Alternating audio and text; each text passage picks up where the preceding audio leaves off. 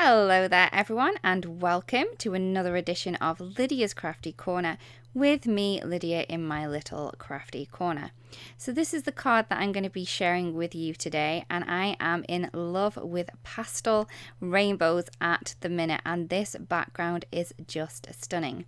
So to start with, I am going to show you the inks that I'm going to be using. So I am going to be using some Rouge, then I'm going to be using some Sunkissed, then some Coral Burst, a little bit of Firefly, then Volcano Lake, I snuck that one in, Caribbean Sky, and some Wisteria to create that pastel rainbow. So to start, I have a piece of scrap paper under me, a 4 1/4 by 5 1/2 piece of solid white cardstock, and a piece of acetate. Now the acetate is what I'm going to be using to mask off my stripes. So instead of using some masking tape, you could do if you wanted to, but I do find that this is an easier way just to slide it across and you don't tear any of your cardstock, because all you're going to do is pop your colour down, colour it, then take the excess ink off with a little bit of tissue, and then you're going to move it across to use the next colour.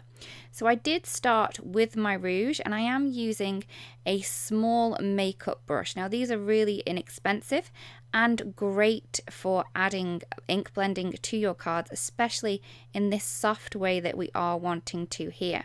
So I've used the Rouge, the Sunkissed, and this was the Citrus Burst. And as you can see, I'm just adding the colours in strips. I'm just eyeballing it. I haven't measured these strips in any way, shape or form.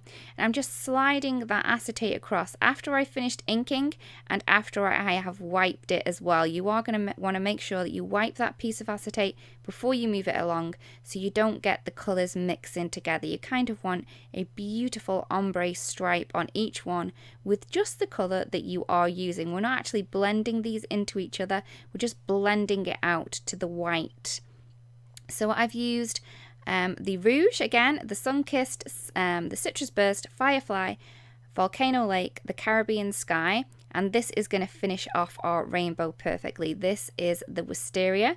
So now that I've used all of my inks, I am then going to go back into them again so I can create that kind of a repeating rainbow effect there.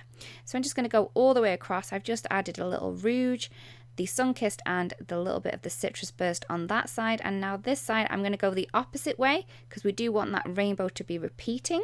So this time I've gone for the Wisteria, then I'm going to do the Caribbean Sky, a little bit of that beautiful Volcano Lake, and a tiny wee bit of the Firefly just on the edge. I did trim this down a little bit, so it's now 4 by 5 1/4. I'm then going to take the Frosted Garden stamp set, and I'm just adding all of the images onto my Misty, and I'm going to stamp these onto a piece of vellum. Now, vellum can be quite staticky when you are going to be doing a little bit of heat embossing, so I do recommend you pop a little bit of anti-static powder down first before you do anything. So the anti-static powder I use is baby powder, so it makes it smell really nice as well. So once I have them all in place, I'm then going to use some embossing ink to ink these all up. Now you're going to want to make sure that you have these inked really, really well. The notorious embossing ink thing is that you can't actually see properly where you have stamped until you stamp it down. So you're going to want to make sure that you cover all of those. Even if you just go over them twice, you're going to make sure that you've got embossing ink on all of those little images there.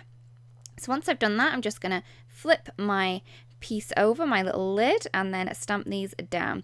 As you can see, I am using the bottom of my ink pad. I do find that this helps me get an even pressure, and it's nice and slidey as well, just to make sure that I get all of those images stamped perfectly onto that vellum.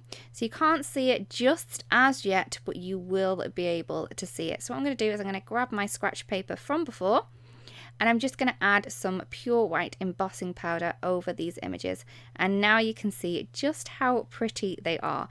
I love these, especially stamped on vellum. I just think that they're very, very soft and pretty. Once I've added all the embossing powder, I do tap it off so I have none of the excess on there.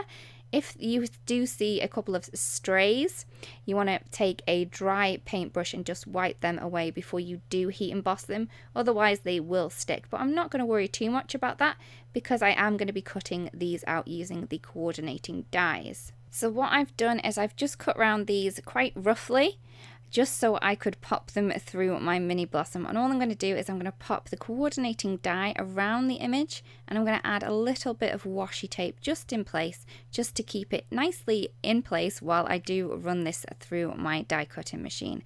And this is going to cut out all of those beautiful images perfectly and quickly so we can use them on our card. Now for the sentiment, I am going to be using the very cute Brush Stroke Alpha. So this is really, really pretty and a little bit different. And what I'm going to do is I am going to cut the sentiment which says hello.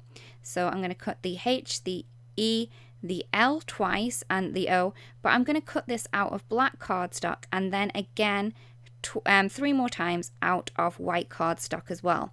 This is going to mean I'm going to be able to create a stacked sentiment, so it's going to give me a bit of depth on it, and I don't need to worry about using foam pads on it as well. So as you can see, these pop out beautifully. Again, I will cut out that L and then I will cut out the white ones as well. So I've cut the top layer out of black and then the further 3 layers out of white. So what I'm going to do is I'm going to stack the white ones on top of each other, and I'm then going to pop the black one. And I am using my ever trusty and faithful Altenew tape pen. This works perfectly for this technique, so I don't have any little ink splodging out of the side because it just sticks perfectly. So as you can see, I have cut the L's twice because you get 1 in the die set, but that also means that you can cut out as many as you want, which I do love. That's what I love about having die cut sentiments, alphabets like this, because you can make whatever word you want and even strange names if you have them. I have a little Matilda, which is unusual, and I don't really find that very often. So I have cut my panel down, like I said, and I'm just going to add this down onto a card base, and I'm just going to add this in here. So I am using, again, my tape pen. I'm then going to add a couple of these images. Now I didn't end up using all of these, so I do have them for future, so I can use them on different projects, and I know that I will use them because they're some of my favorite things to use here, especially these little frosted garden when they are nicely embossed in white like this. So I am just going to pop them down with a little bit of adhesive just to keep them in place. I haven't pushed it down all the way, so it is kind of removable at the minute. Again, with these, I'm just popping them kind of into place before I do stick them down permanently. So I'm going to pop the words into place so I have them in the center. And as you can see, I am playing around with this a little bit. And then once I have them in place, I'm then going to take a little bit of washi tape, remove this, because I then want to add some more tape behind here so I can stick it down permanently onto my card. Now, as you can see, I've added the adhesive to the bit that I have heat embossed, so you're not going to be able to see the adhesive behind that vellum there, and you're still going to get that soft, beautiful, dreamy look that we have. Once it's all nicely in place and squished down, I'm then going to remove the washi tape. And here is the card complete. I really do love this. I love the subtle boldness of that graphic stripe background against the soft dreaminess of those beautiful white embossed images. And again, that little pop of black really contrasts with it all. I really do hope that you've enjoyed the video and that you like the technique. Also, if you do give it a go, it would be great if you do share with us. Thank you so much for watching. If you do want to watch any more videos, there's a couple more here that you can watch at your own leisure. Also, if you don't want to miss out on any videos that we do upload to the channel, it would be great if you do subscribe. I'll see you again really, really soon. Bye-bye.